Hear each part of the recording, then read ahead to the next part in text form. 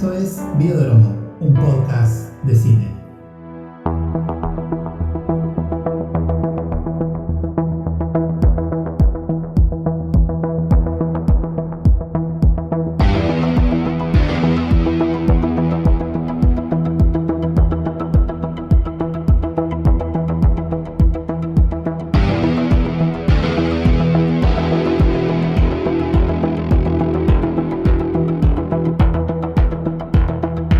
Vamos a hablar de, a falta de mejor título, monjas poseídas en el cine. O más precisamente vamos a estar conversando sobre dos grandes y maravillosas películas. The Devils de Ken Russell, año 1971, y Madre Juana de los Ángeles de Jerzy Kawalerowicz del año 1961. Ambas películas comparten el hecho de estar inspiradas en un famoso caso de supuestas, entre comillas, posesiones demoníacas que tuvieron lugar en un convento ubicado en la localidad francesa de Loudun en 1631 y que afectó a un grupo numeroso de monjas. Según consta en los registros, la iglesia encabezó una investigación que derivó, entre otras cosas, en la tortura y quema del padre Urbain Grandier, acusado de hechizar a las monjas del convento, de mantener relaciones sexuales con ellas, de participar en juegos de seducción y de ejercer la brujería. Si bien, como decíamos, ambas películas toman como referencia a este hecho, parten de dos novelas distintas que ficcionalizan parte de estos eventos. En el caso de The Devils, la novela en cuestión es Los demonios de Loudun, de Aldous Huxley, y en el caso de Madre Juana de los Ángeles se trata de una novela del mismo nombre, escrita por Jaroslav Ivaškevič.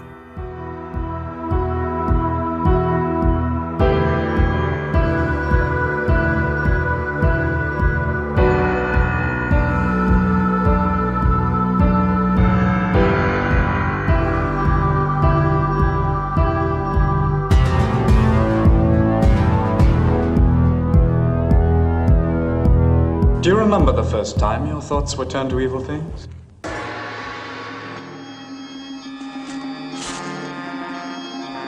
He plies me with caresses, lustful, obscene.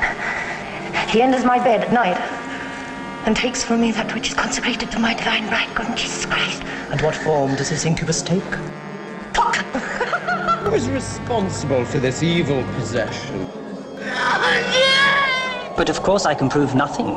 This Mother Superior may be little more than a hysterical nun. But if it is a genuine case of possession by devils, and if Grandier himself was proved to be involved, then yes, I think it bears investigation, gentlemen. You've been a magician. I'd commerce with devils. You face eternal damnation.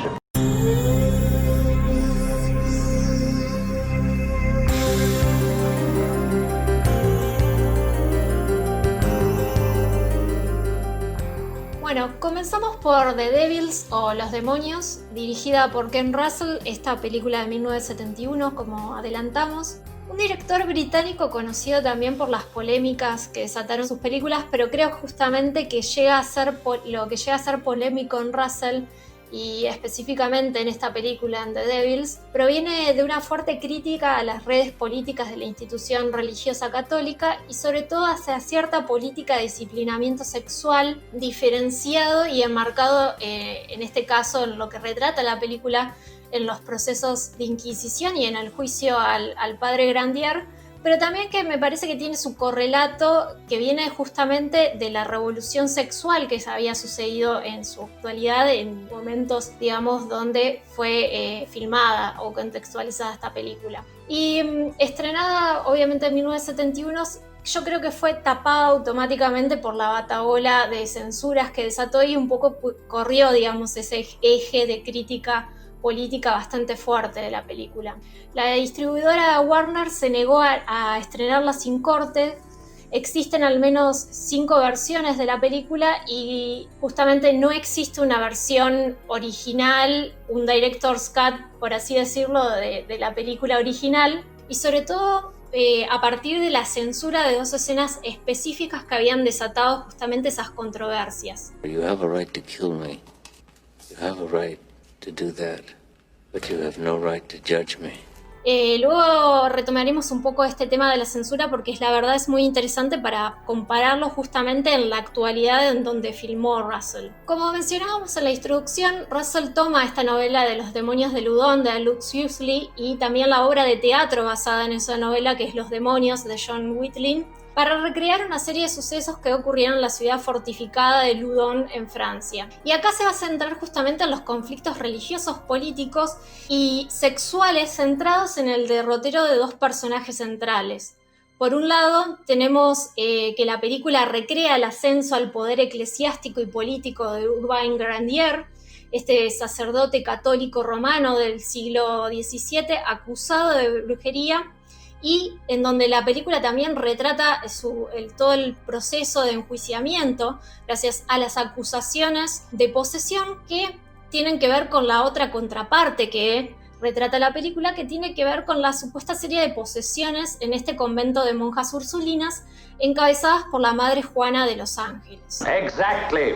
A partir de la apuesta de Russell vamos a ir asistiendo al derrotero de ambos personajes y cómo se van a ir entrelazando ambas figuras que además son figuras históricas. Y en ese sentido comienza con la advertencia ya la película. Va a decir, esta película está basada en hechos históricos, sus personajes principales vivieron los eventos y los eventos retratados en el film realmente ocurrieron. Ya la primera escena anticipa una representación teatral del nacimiento de Venus protagonizada por el rey de Francia, Luis XIII, semidesnudo en la presencia de los miembros de su corte, también vestido como trasvestidos y en presencia del cardenal católico Richelieu, que era una figura de poder muy importante, primer ministro de Francia, que acompañó, digamos, todo el proceso de Luis XIII. Y en esta primera escena ya nos muestra algo significativo acerca de la trama política de los demonios y que tiene que ver con el pacto entre el Estado y la Iglesia, es decir, el nacimiento de una nueva Francia donde el Estado y la Iglesia sean una misma cosa. La segunda escena, en contraste con la opulencia de la corte, se presenta a Loudun como esta ciudad fortificada y semi-independiente, también azotada en su interior por la peste. Y ahí vemos todo ese diseño arquitectónico particular, imponente, geométrico, donde abre con un discurso potente el padre Grandier como jefe político espiritual de Loudun en el medio de una procesión funeraria. Y en lo que sigue se hace foco en el convento de las monjas ursulinas, donde vemos algunas de las hermanas de la orden espiando lo que va pasando e informando a través de las rejas del convento, que es otro dato arquitectónico bastante importante dentro de esa puesta en escena, porque van a estar marcando claramente una adentro y una afuera dentro del convento todo el tiempo. Mientras la Madre Superiora también, la Madre Juana de los Ángeles, escucha recluida en un rincón. Pero es en esta sucesión de escenas apenas empieza la película donde los aspectos visuales se ponen en juego en una puesta de escena bastante teatral por parte de Russell, poniendo justamente en lugar incómodo esa premisa del realismo con la que abre la película como advertencia. Justamente ahí me parece como muy interesante cómo pone en tensión esa advertencia inicial de la película. Esta película está basada en hechos reales, estos personajes pertenecieron a un contexto histórico real, con la artificialidad de la puesta en escena, con la inclusión de elementos anacrónicos. Una propuesta en la que se evoca una artificialidad que es recurrente, que está subrayada, marcándola también como una suerte de espectáculo circense que parece funcionar en un espacio de alucinación y fantasía. Y es en la evocación explícita y totalmente despreocupada de ese tono general que me parece que la película gana en términos narrativos, apoyada en esa puesta en escena maravillosa diseñada por Derek Sharman. Sí, justamente ahí, por ejemplo, la simplicidad geométrica de Loudun es una apuesta arquitectónica que se va a ir justamente desmoronando físicamente a medida que van a sucederse las acusaciones, el juicio como forma de espectáculo público dentro de Loudun, y que va a ir reflejando un poco también, nos va a ir sumergiendo en la decadencia de los habitantes mismos de la ciudad, y por eso, como decías, esta apuesta por la artificialidad, y esta artificialidad que se va a ir desmoronando es una apuesta bastante interesante en Russell. Exactly. Bueno, pero más allá de esa puesta en escena, creo que hay dos aspectos temáticos manejados de una manera muy inteligente y y de una manera muy política también por Russell en su contexto. Y uno de esos aspectos temáticos más sobresalientes de la película tiene que ver con las relaciones de poder, tanto físicas como simbólicas, dentro de lo que es la vida religiosa,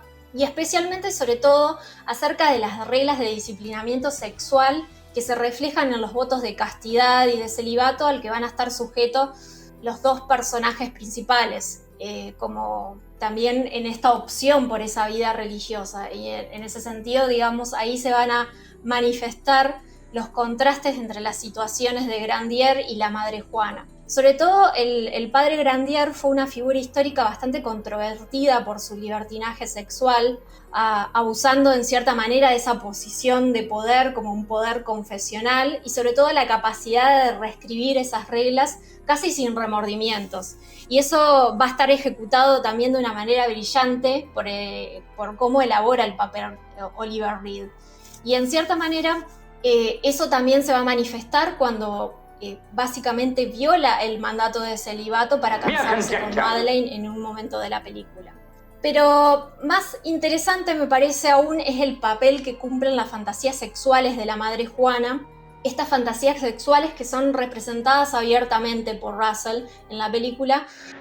And what form does this incubus take? Y que oscilan también entre los temores de la madre Juana con respecto a sus temores físicos.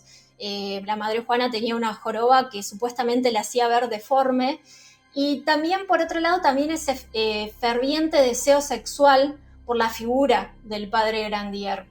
Y esas fantasías se rompen en un momento con el rechazo de Grandier cuando fue invitado a ser padre espiritual de la orden, y también cuando rompe este voto de celibato en el momento en que se casa con Madeleine. Estos dos hechos yo creo que desencadenan justamente la ira, en cierta manera, de la madre Juana, y que rompen también en ese aspecto las fantasías. Estas fantasías también son exteriorizadas y reinterpretadas en cierta manera como estas posesiones demoníacas de Loudon, donde la madre Juana y luego toda la orden acusan a Grandier de ser él el quien las posee. No! Call me vain and proud, the greatest sinner ever to walk on God's earth. But Satan's boy I could never be. Esas acusaciones, yo creo, en un principio son asumidas como parte de una histeria por parte de la madre Juana, pero también vemos que es capitalizado políticamente por los enemigos de Grandier bajo el amparo de Richelieu para justamente hacer una limpieza política profunda de los elementos autonomistas para esta Francia que se pensaba entre una comunión justamente entre el Estado y la Iglesia. Ese juicio se va tornando a lo largo de la película en un espectáculo público, pero a la vez es la oportunidad para el disciplinamiento que obtenía la Iglesia a partir del poder de confesión, de dar visibilidad pública a esta supuesta existencia del diablo y de la necesidad de cierta conducta religiosa, y la necesidad justamente de la religión católica dentro de lo que era la lógica de ese pueblo. Ahí es justamente en el momento de la película donde se tornan más dramático y que lleva a esta opción por la censura luego en su momento de exhibición, por la representación explícita de la tortura ejercida tanto sobre la madre Juana como el personaje de Grandier, y se desatan también las orgías en el proceso de exorcización de esas monjas. En relación a esto, hay un video en YouTube, hay un fragmento de una entrevista a Oliver Reed en un programa de televisión en donde le preguntan sobre The Devils, y puntualmente las preguntas están orientadas a ver qué es lo que opina de él en relación a la exhibición de violencia en las películas contemporáneas. Y uno, a partir del tono de esa pregunta y demás, entiende ahí que al entrevistador la película no le terminó de caer del todo bien. A lo que Oliver Reed le responde algo así como, al estilo la protagonista de la película, no me importa si pasamos a la historia como unos bárbaros, con todo lo que pasó y lo que sigue pasando no tenemos derecho a ser sutiles. We made that film because we thought that it was a proper time, and in the light of maybe the troubles in Ulster now, it was a proper time for that film to be made. We weren't trying to afford anybody proper niceties, any proper little entertainments, little asides before tea. We were showing them the bigotry that goes on or that humanity is capable of, and that is all we were doing. If they didn't like to stomach it, it's because nobody, and for once they said, well, we don't like bigotry. For once they said it. Sí, en esos momentos también de la película, todo ese derrumbe del pueblo de Uludan Baster acompañado por este derrumbe también de esa armonía arquitectónica y que también en cierta manera acompaña y asista a la decadencia desaforada de esos habitantes y a las figuras sobre todo del poder político y espiritual que rigen sobre el Udon.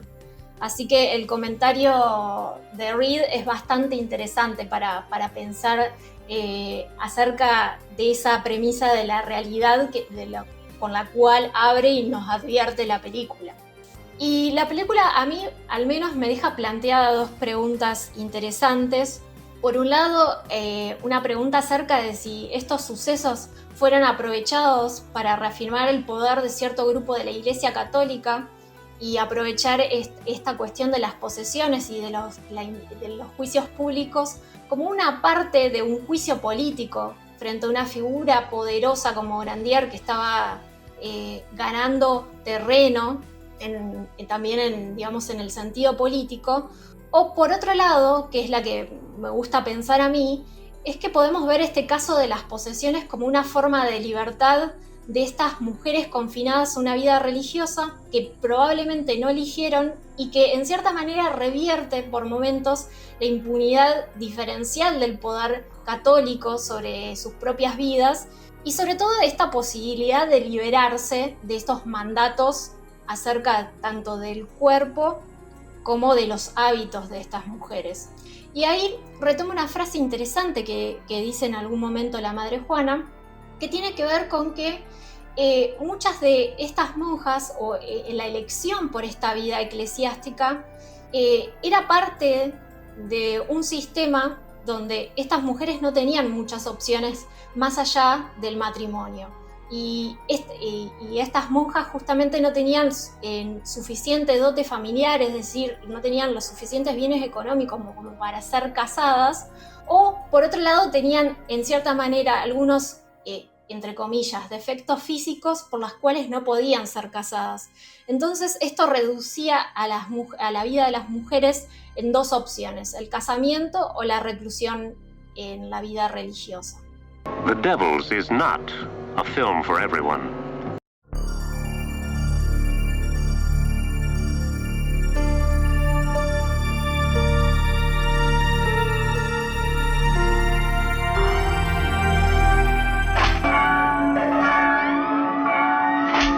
Szatanie, nakazuję ci wynieść z ciała przewielebnej matki Joanny od aniołów.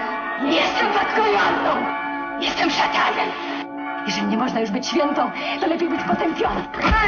Hosanna! Hosanna! Hosanna!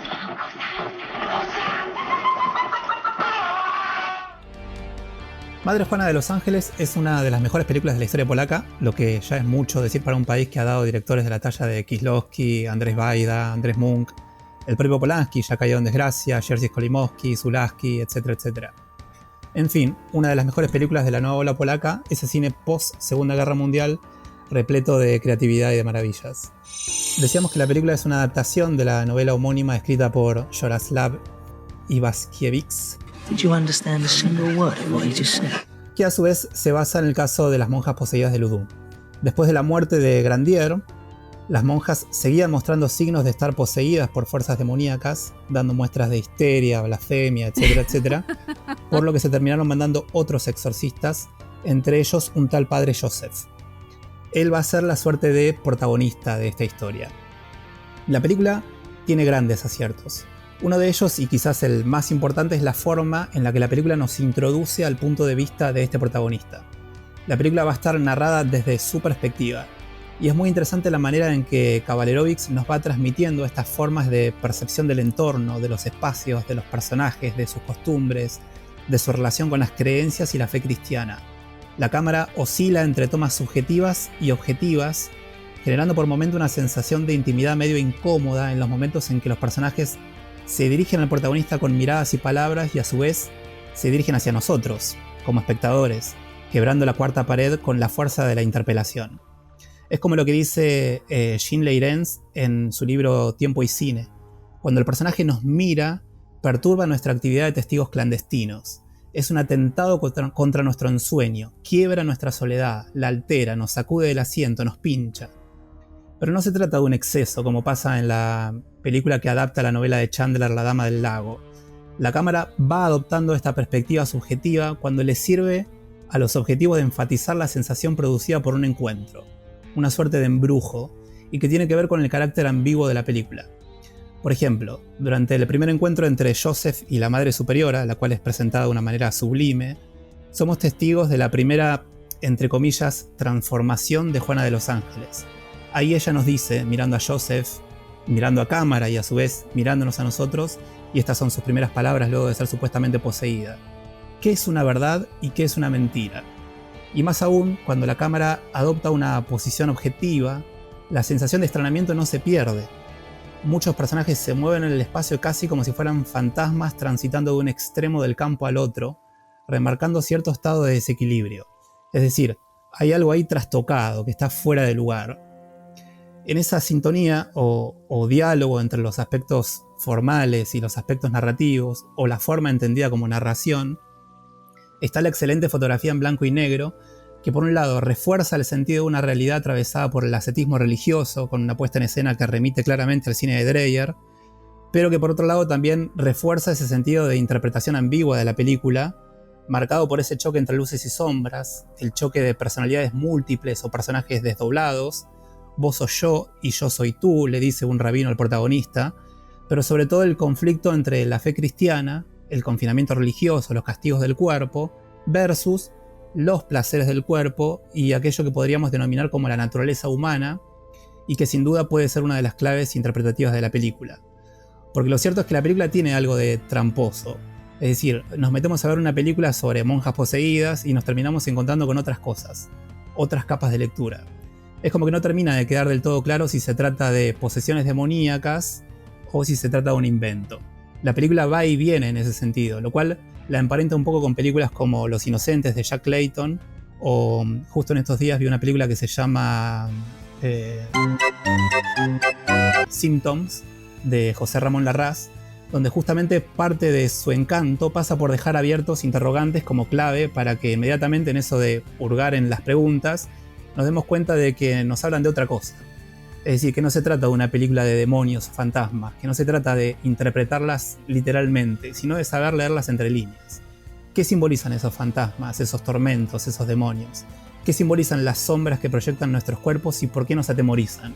¿Qué rostros, qué máscaras le ponemos a esas sombras para separarlas de lo que somos y exorcizarlas como algo ajeno? En un momento de la película, la madre Juana llega a dar a entender que es mejor estar poseída, porque es la única manera de poder disfrutar de las prohibiciones y escapar a las ataduras religiosas. Y si hablamos de prohibiciones es inevitable hablar del deseo. Acá el deseo aparece como esa fuerza impetuosa que lo avasalla todo, incontrolable, como pasa en la película Narciso Negro de Michael Powell. En un momento la protagonista dice algo así como: no pude detener al viento, ni hacer que el aire fuera claro como el cristal, y no pude esconder la montaña. I couldn't stop the wind from blowing and the air from being as clear as crystal, and I couldn't hide the mountain. Es decir, el deseo aparece como un factor de desestabilización para el orden religioso. Es la extensión de un veneno corrosivo que no hay forma de contener. El padre Joseph castiga su cuerpo, se autoflagela, y sabemos que cuando hace esto, lo que hace es luchar contra ese deseo que lo atormenta, y que tiene que ver con un deseo del orden de lo sexual y su afán de reprimirlo. Lo que no sabe es que se enfrenta a una tarea imposible de consecuencias insospechadas. Casi sobre el final de la película, la religiosa de Jacques Rivette, por ejemplo, hay una escena donde se dice algo así como: esto ya no es algo que se pueda detener, existen dos caminos. O se sucumbe a la locura, o se busca una soga que atarse al cuello, o un pozo del que tirarse. Más allá de esto, quizás sea mejor escucharlo al propio Jerzy Kavallerovics, que en una entrevista dijo: esta es una película contra el dogma. Ese es el mensaje universal de la película. Es una historia de amor sobre un hombre y una mujer cuya religión no se los permite. Este dogma es en sí mismo inhumano. los demonios que poseen estos personajes son las manifestaciones externas de su amor reprimido. Acá podemos también concluir diciendo que los demonios o el infierno, tal como ocurre con The Devils, como los demonios de Ken Russell, aparece como aquella virtud misma de vivir, ese deseo imperioso de vivir, que es condenado de antemano a perecer. Sí, justamente creo que la película también se torna una exploración justamente acerca de esa hipocresía y el resquebrajamiento de esa fe. Es decir, ¿existe realmente esa decisión entre la carne y lo espiritual tal como lo plantea la religión? ¿Y hasta qué punto se pueden forjar esos límites? Es una película, yo creo, la de Kawalerowicz, está buena ahí para complementarla con The Devils porque te deja, digamos, con más preguntas acerca de la reflexión de los límites. Y justamente hay que pensar ahí como esta cuestión que decías con la cuestión de la doctrina, si la doctrina en sí misma marca los límites y qué pasa cuando esos límites son puestos a pruebas. Y me parece que la película de Kawalerowicz justamente aborda eso de una manera, explorándola de una manera muy interesante y sobre todo también a partir de la actitud de la madre Juana, que siempre también es bastante desafiante, ¿no? Como si tuviera conciencia sobre sus acusaciones y sobre los recovecos filosóficos que está explorando a partir de esta cuestión de la carne y lo espiritual, y a los que lo somete también a Joseph, en cierta manera, en este camino, digamos, que este recorrido del exorcista que también se va autoflagelando a medida que justamente va reconociendo que esta cuestión de los límites de la carne y lo espiritual son más bien son límites artificiales, son límites que son traspasados por la falta de fe, digamos, que va perdiendo a lo largo de la película. Sí, es que yo creo, vos comentabas recién algo en relación a la figura de la madre Juana, y yo creo que en la película ella es plenamente consciente de que todo esto se trata de una farsa, de que la posesión demoníaca es una suerte de artilugio, una suerte de invento, un artificio que se crea en ellas mismas para escapar al tutelaje del orden religioso. Sí, es que esa pregunta que justamente me había quedado rondando en The Devils justamente con el tema de las posesiones, ¿no? Como esta cuestión de, bueno, es un aprovechamiento, una forma de liberación en mujeres que tenían esta vida también recluida y donde también la disciplina religiosa sexual era bastante orientada. En este contraste, ¿no?, que tenía como Grandier, como esta cuestión de su poder podía reforzar y repensar esos límites, por ejemplo, dar por el piso el mandato del celibato y reafirmar su figura de poder sin remordimientos, y después, digamos, a lo que era llevada estas mujeres. Y la película de Kawalerowicz me parece que justamente eso lo retrata de una manera más que interesante, sobre todo, digamos, como si fuera como que si la madre Juana estuviera plenamente consciente de esos poderes y justamente, digamos, del rol social de esos poderes. Películas que recomendamos ver en compañía de la religiosa de Jacques Rivette. O sea, Madre Juana de los Ángeles entendida casi como una suerte de secuela, si se quiere, de Devils. El hecho de haberlas ordenado así en el podcast obedece no a un capricho, sino a una suerte de intención de respetar cierta sucesión cronológica de los hechos, ¿no? En primera medida estaría ubicada The Devils y luego vendría Madre Juana de los Ángeles, que justamente transcurre luego de la condena, y acá spoilers, digo, para la película de The Devils, ocurre después de la condena del padre Grandier. Sí, obviamente, y digo también esta cuestión, ¿no?, de que hay otro elemento sectorial, me parece, en la película Kawalerowicz, que tiene que ver, digamos, con esta cuestión de la transmisión oral, del papel de los rumores que dan como un contexto y un fundamento a la construcción de los temores y la transmisión de estas historias de lo religioso. Digo, ahí también el pueblo toma un papel central como forma, digamos, justamente de transmitir estas historias míticas, de decir, bueno, qué había pasado con el padre Grandier, digo, y también, digamos, como este potencial que tiene para disciplinar la imaginación o fundar esos temores.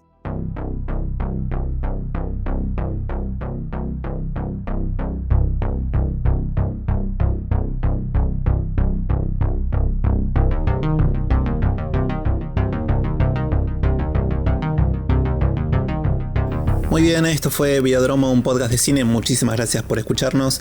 Nos pueden seguir tanto en Facebook como en Instagram. Allí nos encuentran como Videodromo Proyecciones. Ayúdennos a compartir y a difundir esto que hacemos, que es Videodromo, un podcast de cine.